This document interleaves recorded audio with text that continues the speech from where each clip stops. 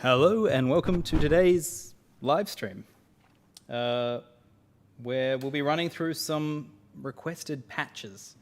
So just things people have asked recently how to do, and I'll be running through how to set them up. If while you're here, if you have any ideas for patches you would like to see, then please, say in the comments and tell me what you want to see, and I'll, be able to make those patches. And if you have any, as always, if you have any questions about Beebo, Hector, or Flat 5, the Josh Smith Flat 5, then feel free to ask. I'll make sure to answer them. And give me a yell if you, if at any point sound levels or anything like that is off. Feel free to tell me if everything is going smoothly. To start with, the first one I'm going to show is going to be how to do tape delay. Just a basic kind of patch. So I'm just going to try and build some interesting patches today. So I've got a couple of ideas. As I said, if you've got a particular request, please ask. So this first one is going to be tape delay. So I'm going to start off with right now I've got a patch with my drive running into out. I think actually I'm going to run with a wet dry at the end instead. So this is a common approach, but I'm actually going to go for complete empty and put a wet dry at the end, so I can have nice control over all of my levels. So I'm just going to run in mono. So like that. So now we're going to add the basic building blocks for a tape delay. So we're going to add a delay first. So let's grab one of them. Just the basic delay. We can of course use some of the other delays if we want some fancy particular features, but let's start off with the basic one. And then we're going to add some complicated things. So we're going to add a mono cab. You will see why.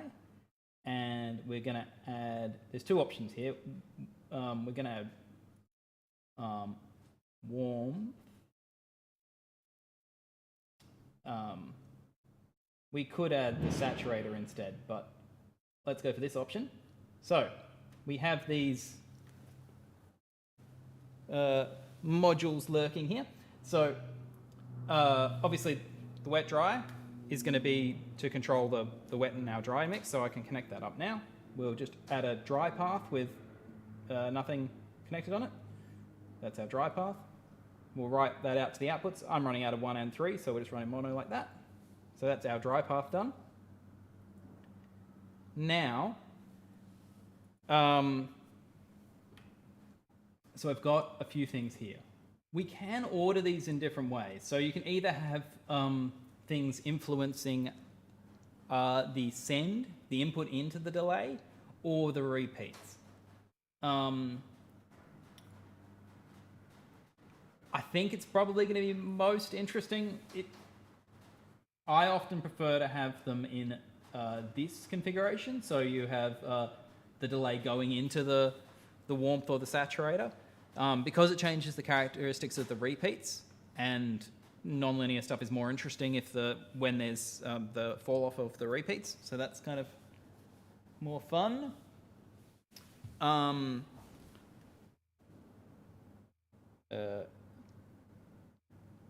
Sorry, the sun keeps moving a bit, so I will have to adjust brightness occasionally on the camera. Maybe I can set that up to auto. I might be able to set that up to auto.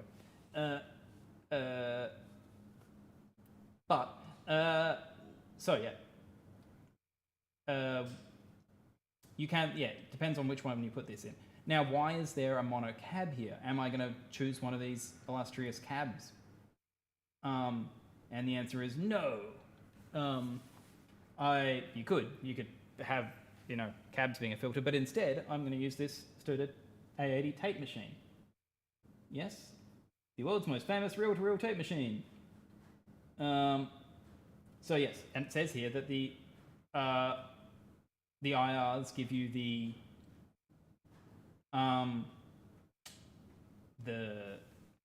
frequency, the EQ characteristic of this, but they don't give you the saturation. So that's why we've got the other thing for that. So plus 6 dB with noise reduction, whichever one's, there's a mixture of these, and we'll see which ones sound better. So we're going to go to that, then we're going to connect up to our delay, and then we're going to connect up to our warmth, and then we're going to connect that up to our wet. Now, on our warmth path, we have a tape and tube blend, so we can go all the way to tape. Or we can have it actually be a tubey, tapey delay, any of those options. So now we've got our, we can crank up our feedback for a little bit just to see what they're doing, and maybe filter off a little bit of so the tone will be filtering off in each of the repeats. It will be filtering off the highs, so it's a low pass filter in each of the repeats. So we'll just, that could be good. So yeah, that'll get those repeats a little bit more interesting. We'll crank up, we've got the repeats pretty high at the moment, so just for us to be able to hear what's going on. We might have a bit of level just so that it's easy to tell what's going on. And in our wet dry, we can then control the that blend. We also might want to change our both our cab level and our warmth level, because as you push the tape harder, it should change its character, and so that will depend on the warmth there. So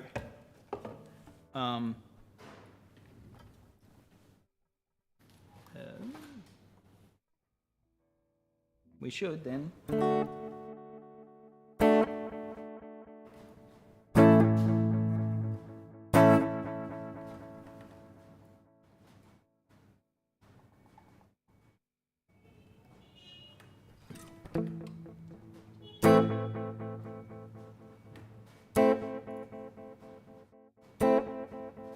so you hear that delay there?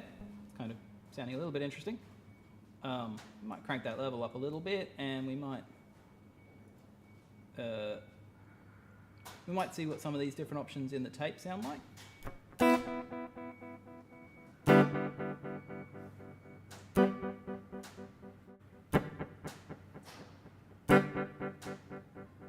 Okay, so that's that's quite.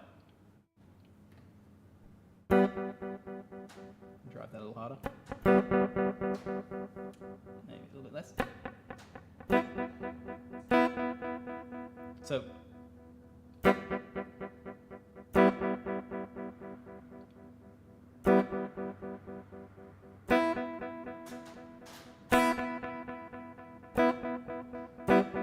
okay, so you see that the different levels of how hard you're driving the tape with these different dB and noise reduction options, you see that they kind of end up being, this one's a bit more full frequency, and then if we go right to the other extreme,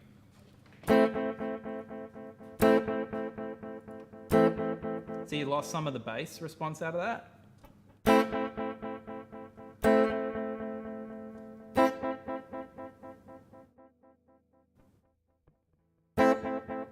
See how there's quite a bit more bass in that? So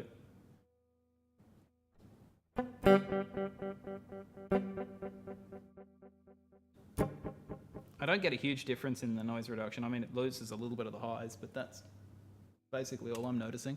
Somebody else is noticing more in the different characteristics of that one. But yeah, so that's made those a little bit more tapey. Now we can go and tune what this warmth is doing.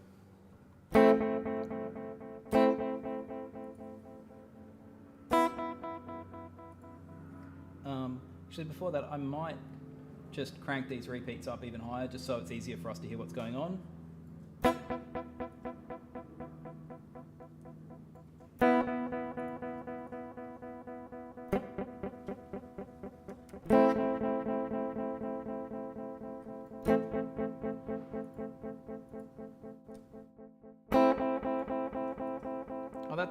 So that's kind of interesting, that with the drive up a little bit higher, you can see that mushes a little bit more in the repeats. I don't know if that's the technical term. But you see that the repeats are a little bit more distorted and have a little bit more character to them. Now if we go all the way to tape, we should get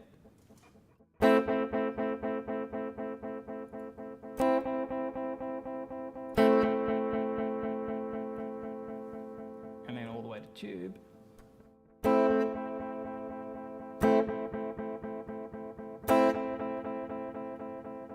Yeah, see the tubey repeats are a little bit rounder.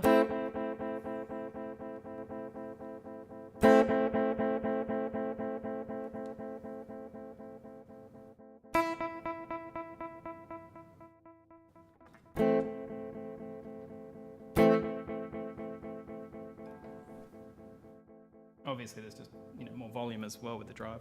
But you hear, yeah, if you crank them all the way up, there's actually a bit of distortion there too in the repeats.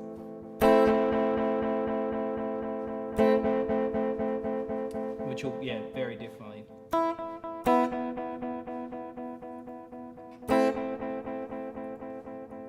It's cleaner on the tube end, and distortion character is a bit rougher on the tape end. But yeah, so that's kind of, we might keep that pretty high. That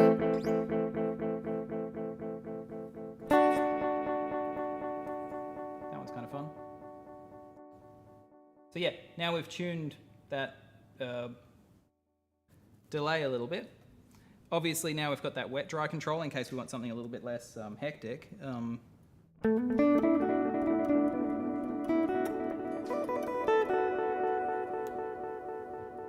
So if obviously you can have feedback up as high as you want, but if we want to turn that down a little bit. Also, sometimes as you turn the tone to be more filtered, you're probably going to need to have a bit more level and a bit more repeats as well. So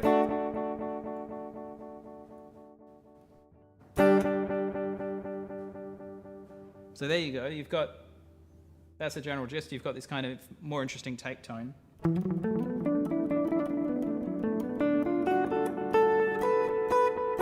That I can then noodle over.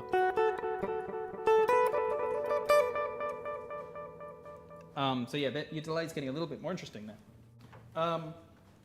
And then, if you want to add a bit of excitement, we can save this as, obviously to save a preset, we just save current preset, save as new. So we've got no modulation in this at the moment. So obviously we can modulate the delay part, and we can change its the warp parameter or something like that, or any of the other parameters over time to give us some warble and things like that, if that's what you want. Whether your tape machine is working well or not working well, you can add a little tiny bit of warble. So we can do it with a range of ways, but if we grab one of the LFOs, there's obviously a bunch of things that have LFOs in them, but maybe we'll grab this looping envelope here, and we can connect this up to one of the outputs of that, connect that up to maybe warp, and obviously we've got tons of parameters here, but we can turn our time down low and just shift that up a tiny little bit and go to cyclic bipolar oscillations. And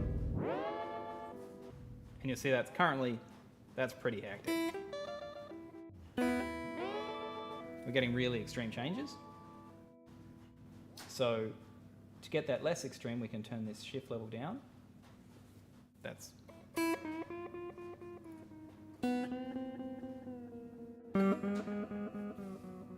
we've got other smoothing options as well. So this glide, that will change how smooth that is.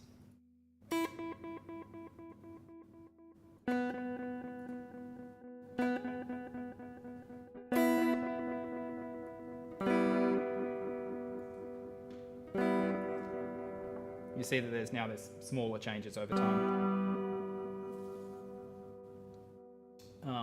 So yeah, we might have a more exciting pattern and go to some of those.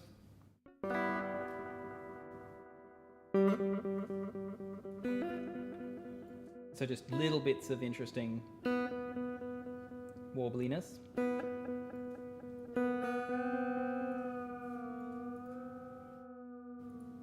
And you can easily crank that up to be more extreme if you want.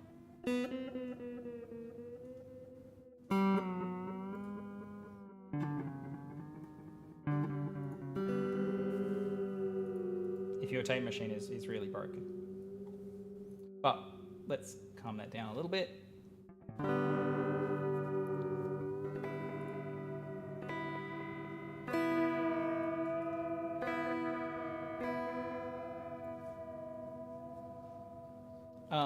Now, we can get into some fun chorusy territory, obviously, by having a couple of these doing their thing in parallel. Because we've got these different parameters here, if we start, different outputs I mean, so we've got our one delay, we'll grab a couple of them.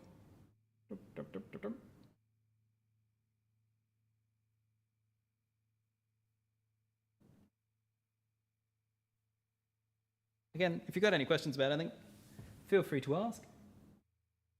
So out 2 into warp, out 3 into warp. He says 3 warp. Obviously these ones, we can have different feedbacks and times and tones. We'll keep them pretty much all the same for the beginning.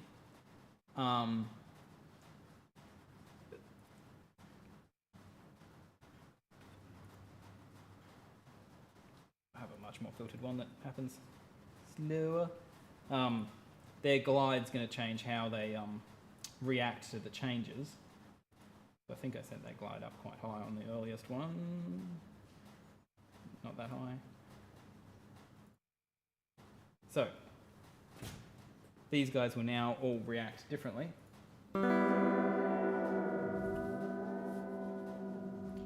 See, so you've got a pretty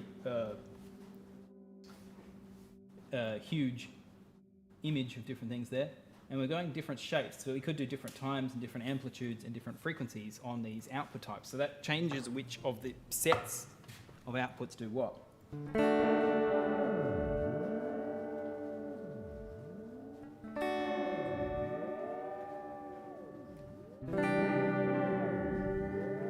Some of those are a little extreme for me at the moment, so we're going to turn this down a little bit. And 7, 4. Yeah, this guy's probably not smoothed enough. Yeah, that's a bit more. That's still pretty hectic, but not.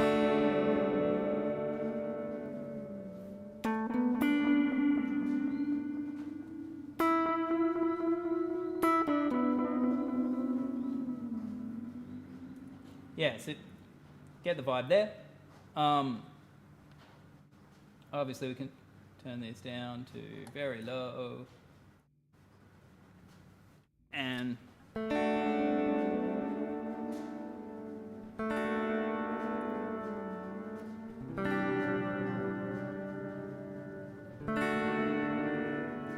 you've got a little bit of warble going on there, if that's what you want. Obviously we can turn our glide up to get a bit less warble on some of these.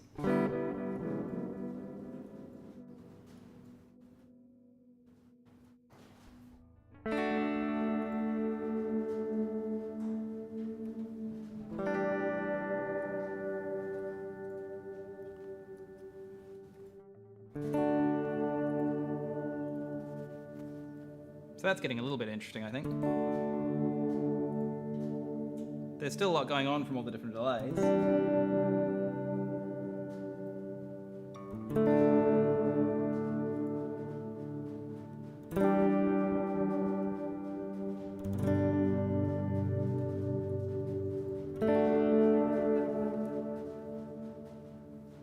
So yeah, that's, obviously that's a multi kind of head thing going on. Obviously sometimes it's more interesting. We can get wild. Say this one can feed into that one as well.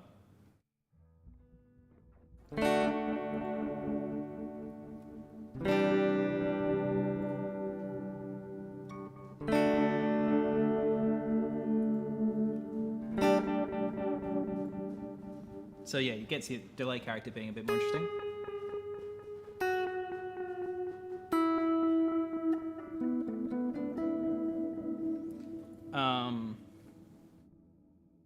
And to finish off the craziness of this, let's go and add a mod effect of some type. We've already got chorusy things, flangery things. This already sounds a bit flangery.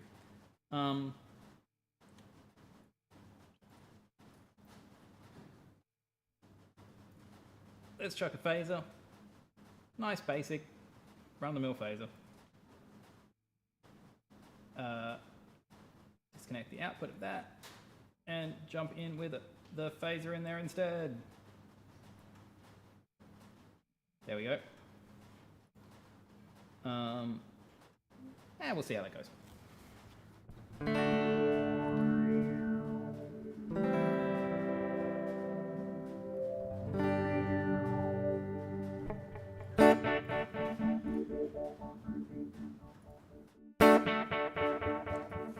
So the fun thing is that your dry sound has no phaser on it, just the repeats.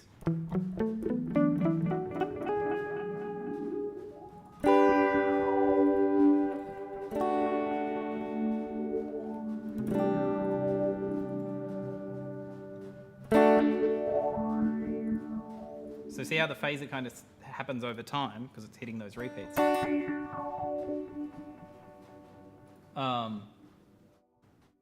And we've got lots of repeats because we've got the extra delays in there, and they're kind of evolving over time as well. If we can obviously change how hectic this is by just having wet dry.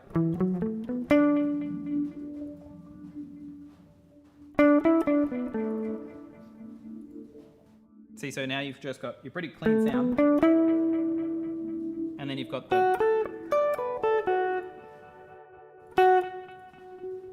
the phased delay magic going on in the background there. So the phaser at that case is at the end, so it's on the repeats. So the repeats are changing over time. You could have it so that it's on the signal going in, so that they're not changing over time with the phaser.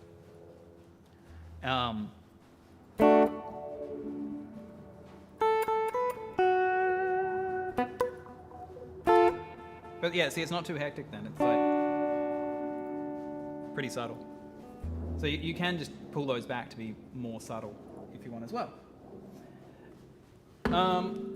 Yeah, so that's a little patch showing off some things with the tape delay.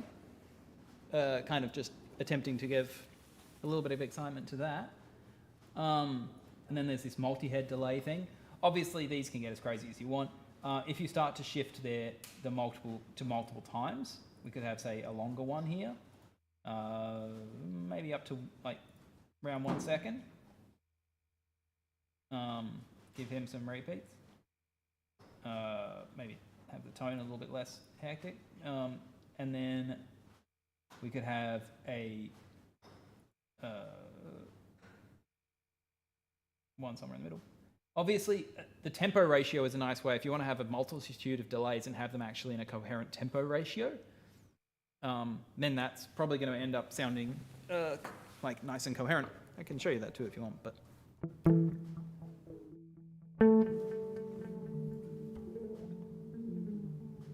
See how that's much more intense now,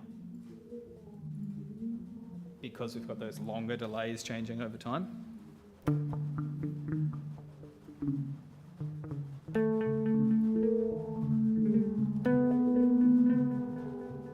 And that's just with a couple of delays, and now it's sounding pretty adventurous.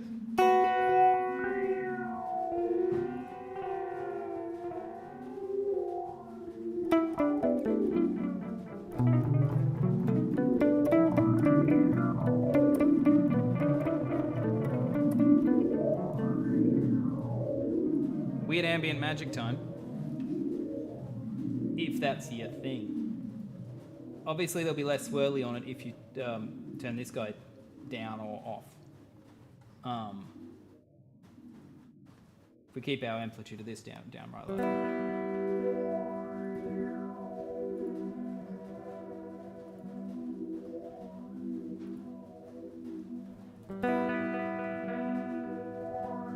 See, that's much. Whereas we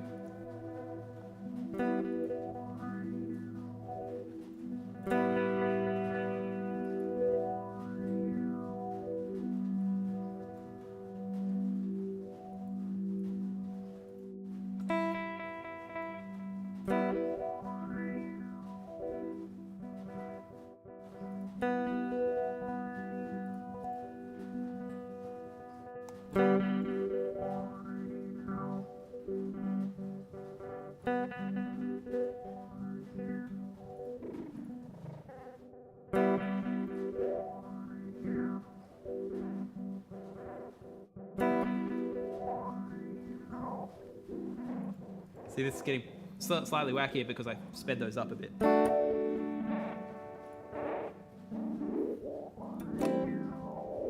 See, so delays are really powerful if you start doing things, modulating them.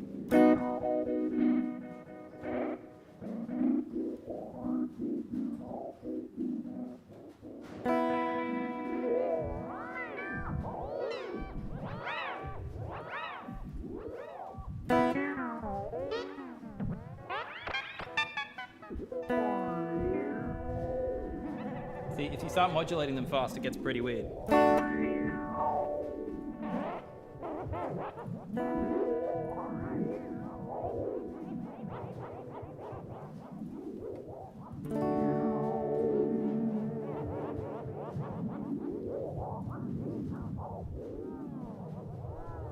And that's enough of the craziness.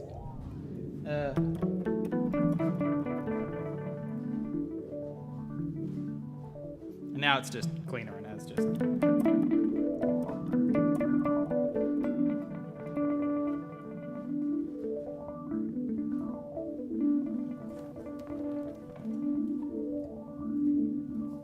Obviously, we've still got phaser going on here, which, you know, we can turn these guys off. And then have cleaner repeats. So you can kind of see how all of that goes together. And that's basically, that's one of the basic, like, ideas of Beebo, is that you can really kind of craft stuff by combining a few elements and starting to modulate those elements. Obviously, I wasn't modulating the phaser with a with like the looping envelope or anything like that, but you can. There's ones that take in CVs, so that's all an option. This can kind of lead on to, you know, either quite sensible and practical patches, you know, easy to make a, you know, any tremolos or anything you want, but you can also get into crazy land. You can do generative stuff pretty easily. If anybody's got a particular request, I can't remember what was on my list of other things to do. I was going to do tape. I think I was going to chat about generative stuff. If anybody's keen to see that. And did I say a thing? Oh, yeah. Simple octaver. That was the other one I was going to do. I knew there was another one. Longer sequentive, generative patches, and simple octaver. All right. Octaver it is. All right. Empty. Where? This one will be a bit quicker. There we go. So, How to do pitchy stuff? We'll use the time stretch, because I like the time stretch. Time stretch. So we're just going to run mono left out to wet. We'll run a dry in here, and we'll run out to line 3. And we'll turn this one all the way up to blend. There's going to be craziness that occurs to begin with here.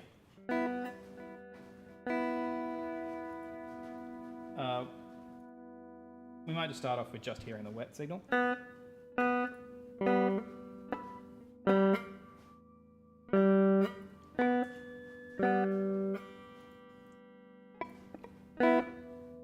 So we'll go octave up. And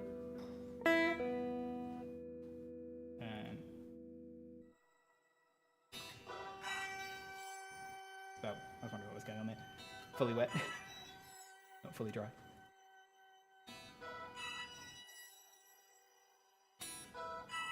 So we're obviously pitch shifting. All right, so we want no feedback.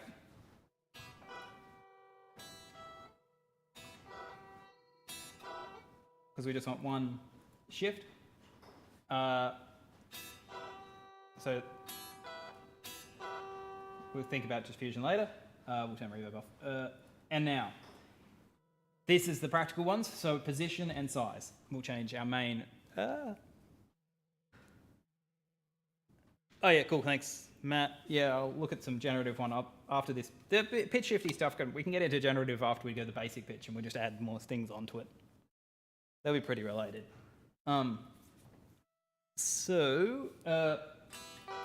This patch will end up being an octaver that's useful for bass or guitar. But when you listen to it, you're like, not yet. So what is that? Position. So it sounds, so that kind of introduces a lot of delay, like latency. If we turn position down, it doesn't, so let's do that. Now size. As we get smaller, we'll get more artifacty pitch shifting.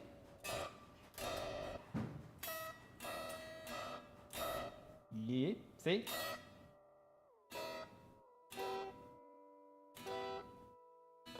And it starts to get nicer sounding the further you get up in size.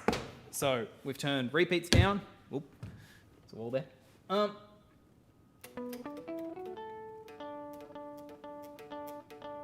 And we've turned, so feedback's all the way down. Pitch is up. Size is up. We want position all the way down to keep latency down. And then size changes the character,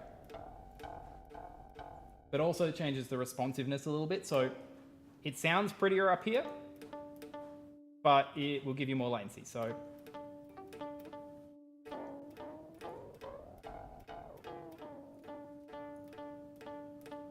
okay, so that feels pretty decent. Spread just changes how it ends up in the stereo field. We're only running mono, so we want spread to be on 0, because otherwise it'll be feeding some of our signal into the other ear. Like it'll be spreading them out into the stereo field. So pitched, so that's an octave up. So when I play low down, so that's playing on the E string 12th fret. I'm getting an octave up from what I.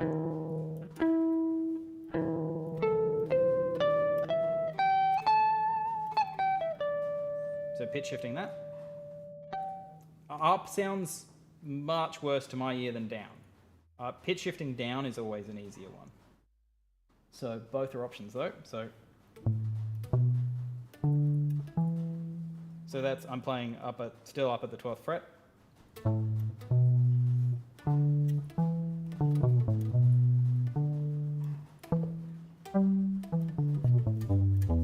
And that sounds like relatively tasty. Obviously, yeah, as you turn down size, you'll get crunchy, well, more artifacty, but it's not as much of a problem for pitching down. So you just get pretty good latency and pretty decent sound. It gets a bit weirder for some of the really lower stuff. Obviously, because it's just pretty low.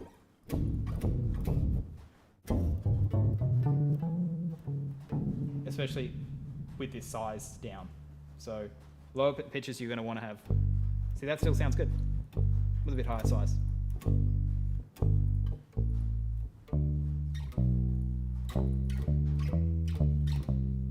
Still sounds pretty acceptable.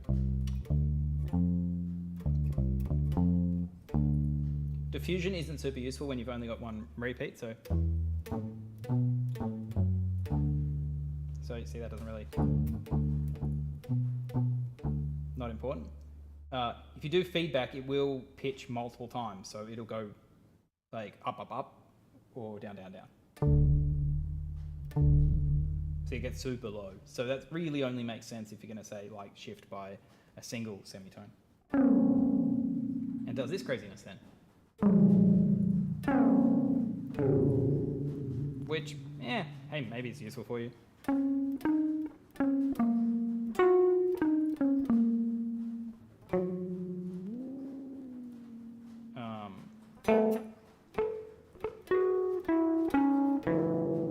I think they're weird personally, but you know, whatever works for you.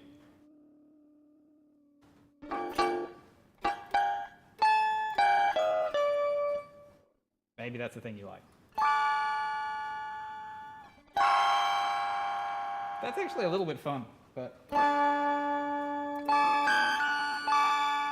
So that's multiple octaves up.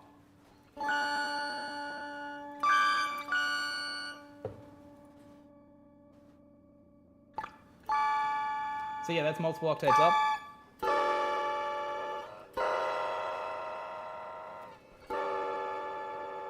Which sounds a little like omnichordy to me. So yeah, those multiple stacked octaves. And then when you're starting to do multiple like feedback like that, then diffusion might make more sense.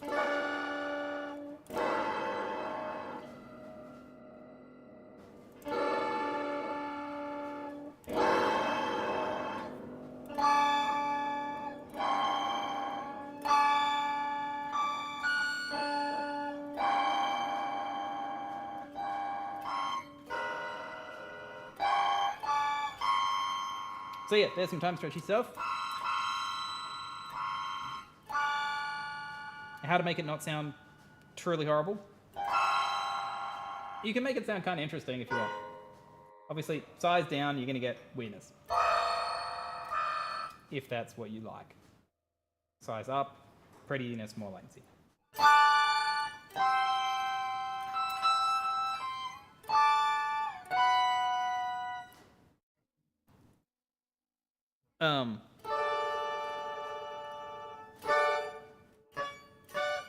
And yeah, obviously if you start getting to more feedback, you get into...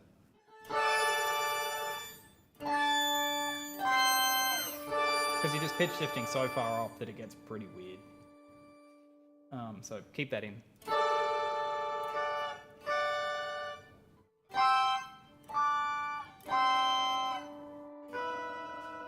If you're running in stereo, spread can be fun too. So, but I'll take that size down a little bit, and we'll pitch shift down. Dum, dum, dum,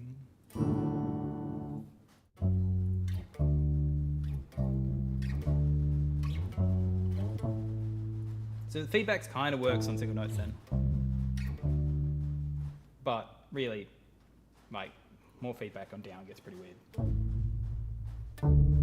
Because it just gets super low. So keep your feedback and your diffusion down and down.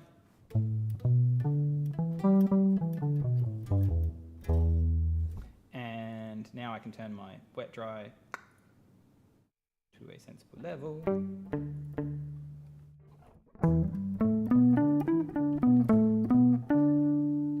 And I have my octavey 12 string thing.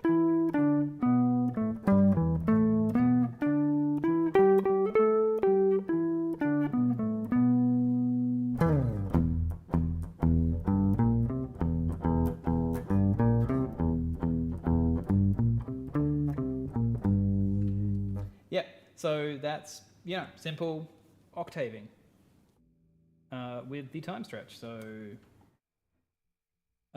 again, if you want to save a preset, save current preset, save as new, octave down. Pretty straightforward. Obviously, it's a bit weird on the chordal stuff, but it's not terrible on the what's it called? Yeah, so that's time stretching, octavey stuff. We can then start. What's the time? All right. Yep. I'll quickly show a generative preset. If you've got any questions, ask them now. Yeah, so if there's anything particular you want to know about anything. But yeah, so that's how to get some nice sounds out of the, whatever you feel like you want from pitch shifting. Pitch shifting is a weird thing, but that's the gist of pitch shifting, if you enjoy some pitch shifting. Yeah, let's get into some generative stuff. So the good ones for generatives are, of course, step sequences, note sequences, and the chaos controller. And the quantizer. So let's have a bit of everything.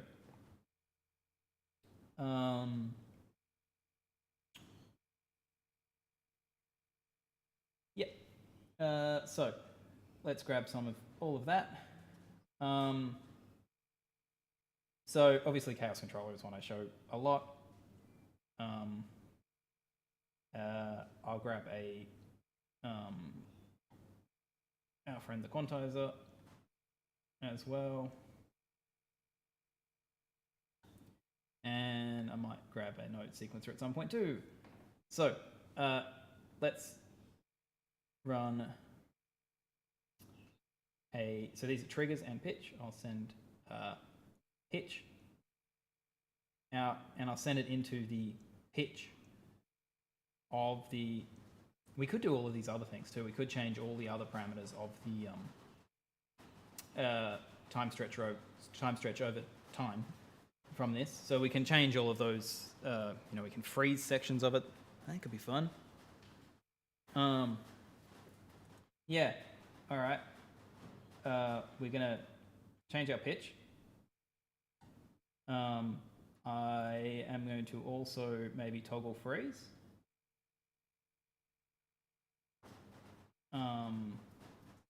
And then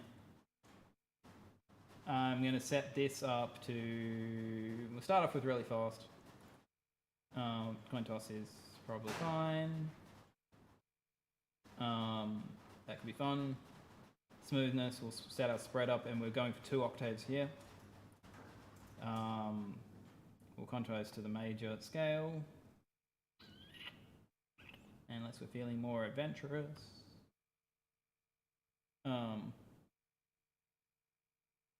And we're not using the other ones. Cool. Let's see how. I want to set our pitch up to 0 to begin with. Cool. So.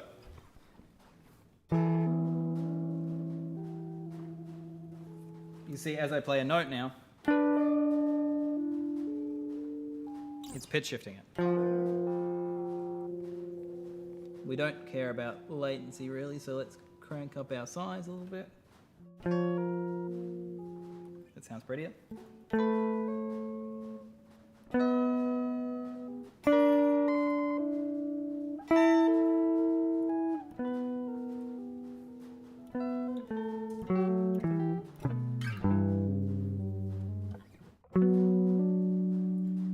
But it's playing notes while I play notes. But, I'm still playing stuff there, so let's try seeing if I play a note.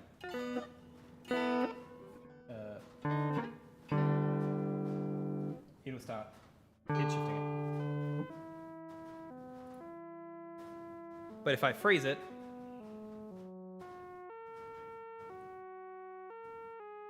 it's now pitch shifting around whatever I played.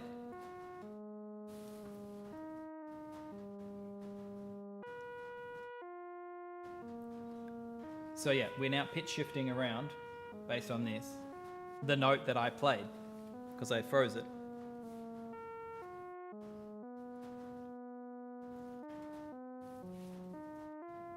Which is cool. But I pressed the freeze button there. So instead, we can have it so freeze. We take this trigger and we toggle that trigger, so freeze is toggling, via this guy. So it will randomly now freeze notes for us as we toggle around.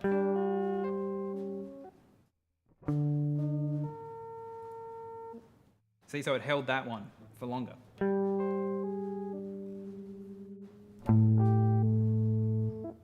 Yeah, and held another note there.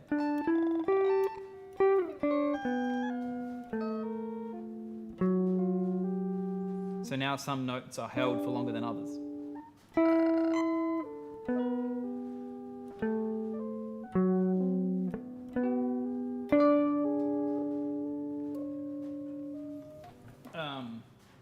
But you see it's only picking up it's only interesting occasionally because it's picking up my playing and it's only grabbing occasional notes. So either we could run a delay in there so we have more notes for it to grab, which we can easily do, or we could run in an actual oscillator, so we've got different ways to drive oscillators here. So we could have a couple of oscillators driven, and we could have groups of oscillators, some of which could be pitch shifted, some of which could not be. Right now we're starting to get different timed notes and different pitches of notes. Obviously, we can have the sequences driving those as well. So instead, I'm going to chuck a delay in here so you can see pitch shifting from our delayed source, which will start getting a bit more exciting because we'll have more notes.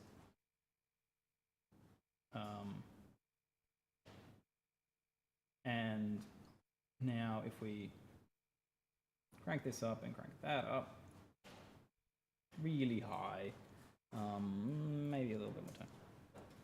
And we might go for quite long repeats. 3 seconds is probably a big chunky bit, but maybe something like that. We will get, hopefully, I think there's a delivery for us. Joe? Okay. You might get some interesting things going on here.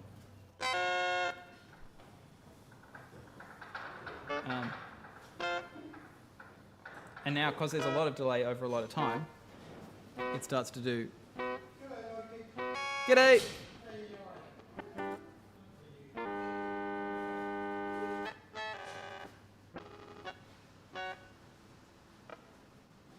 FedEx just delivered us some more knobs, which is good. We were running out of knobs.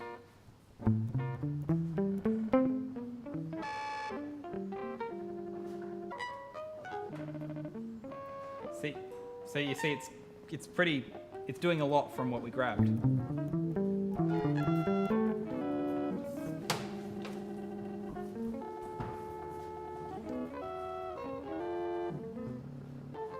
Whether that sounds horrible or not is up to you. If you want to do pretty things with generative, which I will show you quickly,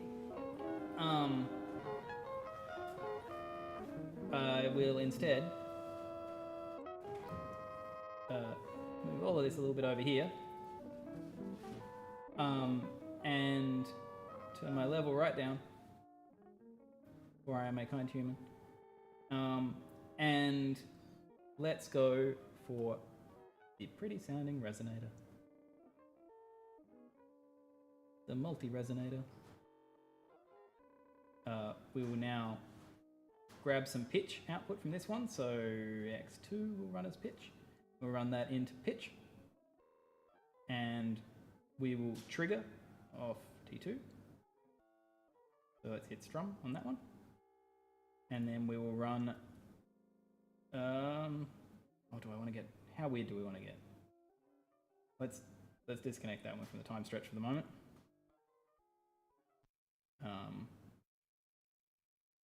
we'll run this guy into the delay and into the dry. Into the wet of the wet dry. And, yeah.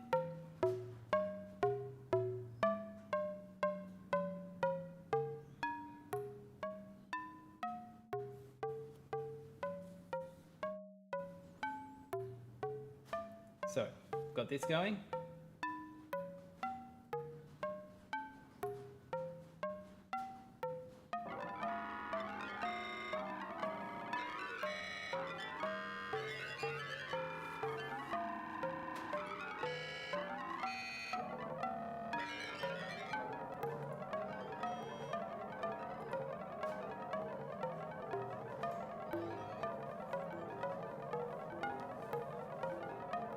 That's pretty hectic. It's freezing bits, grabbing bits, shifting them around.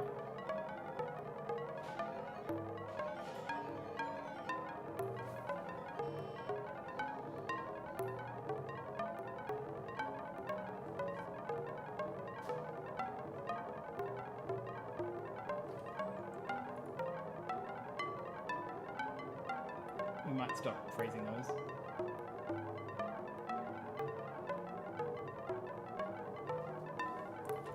And we might turn our delay down a bit.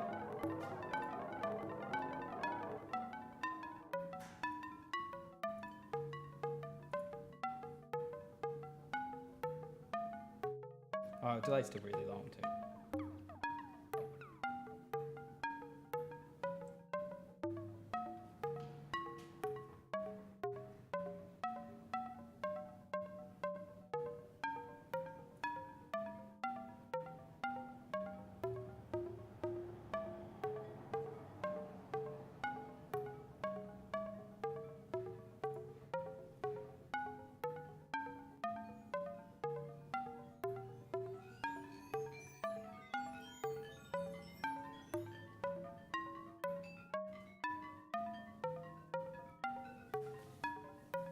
Yeah, so already we've got into some kind of basic generative territory.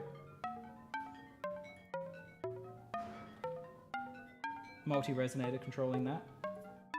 Now obviously, last little thing I'll show is that this chaos controller can drive sequences like the Euclidean sequencer or any of the other steps sequencer. So if we grab a sequencer of our preference, we might grab the node sequencer. Yeah, why not? We can put some notes in. Obviously, a more coherent one is often applicable. We might run these into the quantizer too. And then we'll grab another trigger from this guy, connect it up to... wasn't the sequencer one. Sorry, 1 second. Node X.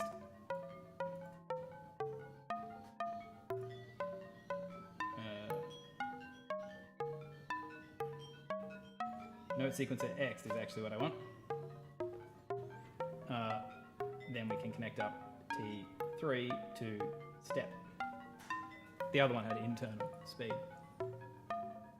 So now we'll see that every time it gets a trigger, it will change what note it's playing.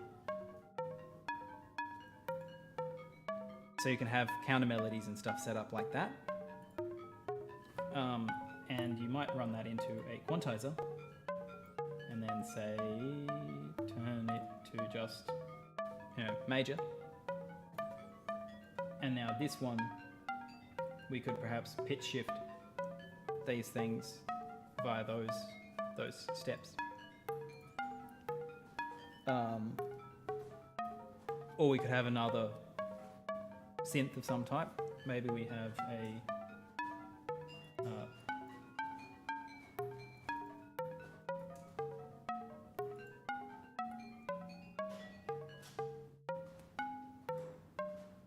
we might go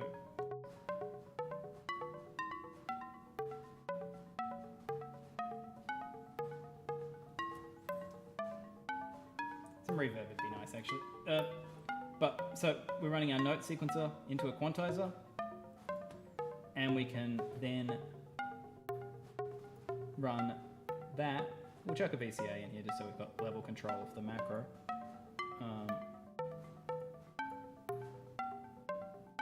And VCA, macro oscillator to VCA. Oh, he says confidently. Macro oscillator to VCA. VCA down a bit. That one out to wet. So this is just going to be continuously buzzing along until I set up some notes into it.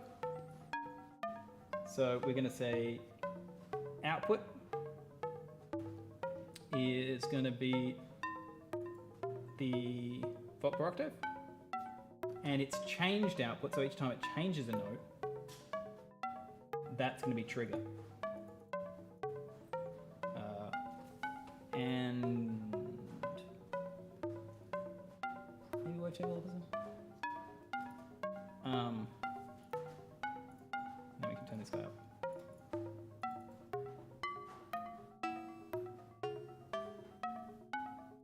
So you hear that other voice occasionally now.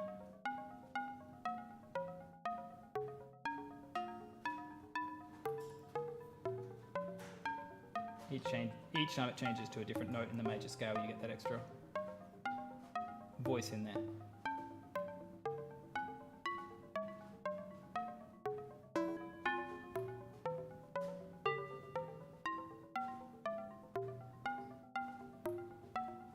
So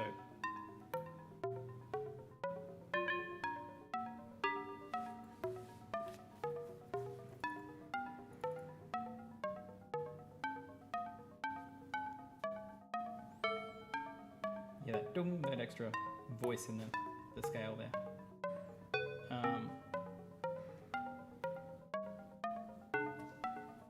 You can run that into the same delay as well.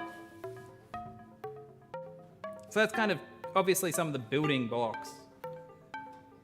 Note sequencers, quantizers, chaos controllers, and obviously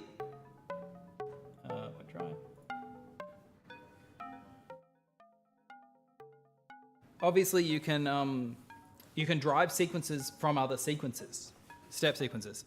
So you can have them cascade. So therefore, and you can drive a chaos controller from another thing. So you can then make much more large overlapping and evolving patterns. One thing also, chaos is obviously a bit, random. If you use the deja vu section in this,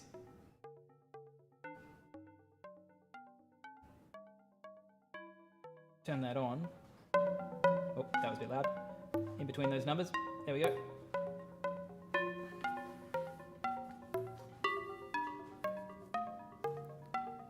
So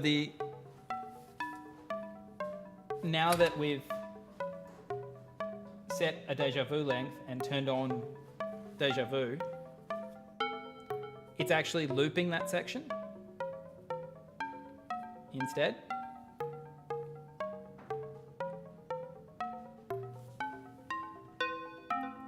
It's still stepping through this sequence, but that main sequence on the multi resonator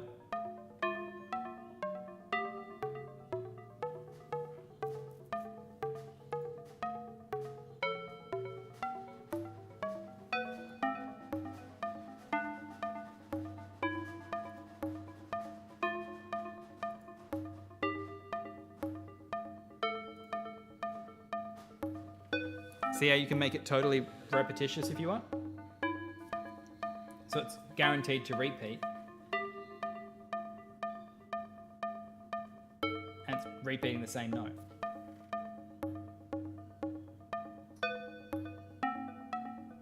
So you can, these controls how much chaos you want to introduce. So let's sample those again. So you can have the deja vu controls control that level of chaos, so you can have more repetition, which can sound much, more interesting because it'd be more like patterns.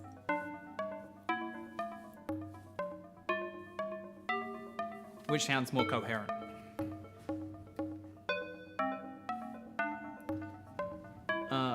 So that's some of the, again, currently we're not modulating very much. And modulation starts to make things sound much more interesting. So if you've got the Chaos Controller modulating some of the other parameters with its other outputs, then you get to much more interesting territory. Because the notes start to sound, different over time. So if we choose this Y output and run that into brightness or something, position, structure, any of them, you can start getting more interesting characteristics there too. Go to spread that. Bias in the middle, smoothish. I think I said structure. Not frequency mode. You go back to home.